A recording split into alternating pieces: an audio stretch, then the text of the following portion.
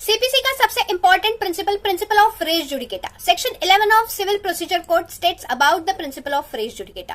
Race means subject matter, judicata means adjudicated, decided. It means matter which has already been decided. Principle of res judicata prevents relitigation of a matter which has already been decided by the court.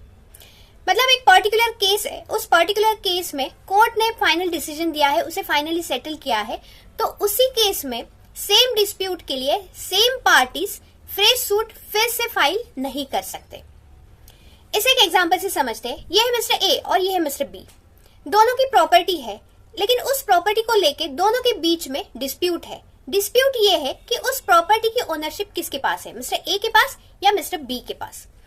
तो ये matter court ने सुना और उसमें final decision ये दिया कि उस प्रॉपर्टी की ओनरशिप मिस्टर बी के पास है। अभी इस मैटर के लिए सेम ही पार्टीज में, मतलब ए और बी के बीच में सेम ही डिस्प्यूट के लिए फ्रेश सूट फाइल नहीं हो सकता। वहां पर प्रिवेंट कौन करेगा? Principle of res judicata. और एक सिंपल सा एग्जांपल देखते हैं। एक स्टूडेंट है, उसने अपने एग्जाम में चीटिंग किया, चीटिंग करते वक्त वो पकड़ा गया, तो उन अथॉरिटीज ने ये डिसीजन लिया कि उसका पेपर कैंसिल किया जाए।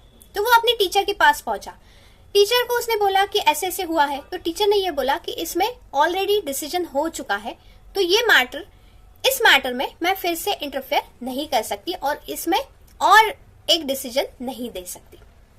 और एक सिंपल सा एग्जांपल देखते हैं, आपके घर का ही है। आपको पिकनिक पे जाना है, तो अभी आपको पापा को तो पूछना पड़ेगा। आप पापा के पास गए, पापा ने सारे डिटेल्स पूछे, पिकनिक कहाँ पर है, कौन है साथ में, कितने लोग जाएंगे, कैसे जाएंगे, कितने चार्जेस है, कब जाएंगे, कितने बजे आएंगे, वगैरह वगैरह। और वो सब सुन के पापा ने आपको बोला कि आप पिकनिक के लिए नहीं जाओगे।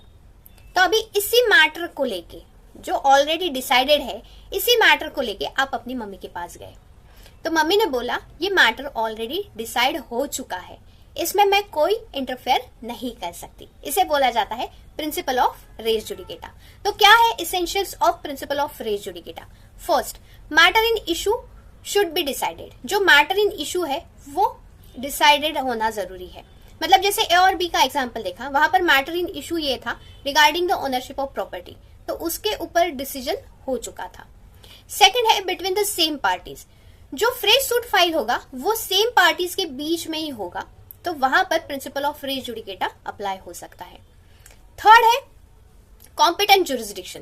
कोर्ट के पास कॉम्पिटेंट जुरिस्डिक्शन होना जरूरी है। एंड फोर्थ है एडजुडिकेटेड मैटर, मतलब वो मैटर ऑलरेडी डिसाइडेड होना जरूरी है।